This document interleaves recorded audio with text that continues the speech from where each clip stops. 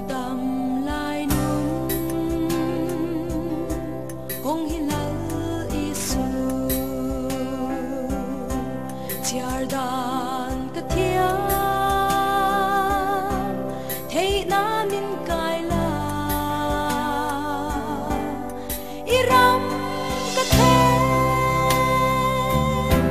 ma in sual na te min bein ta vi ko boy le tri tau te na sat na pe chin tu ke po in karon pan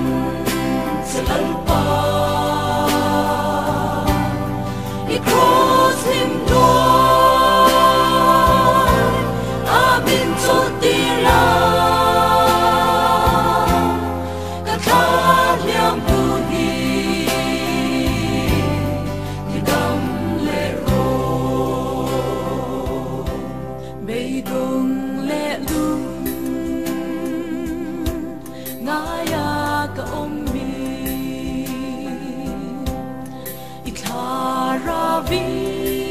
Ikaravin minti har le la tak lo le ko harra ka ommi min kha muanin mi ti har ang che tao te na chin tu ke po in karong pan selal pa I cross him door amin to tira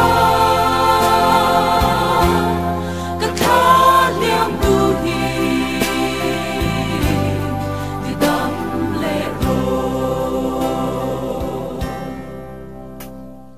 Kovel moi na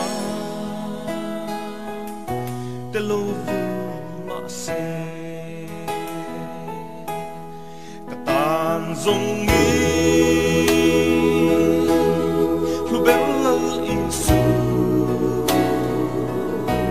dam lai ru pui le long sak na te kapu mang ro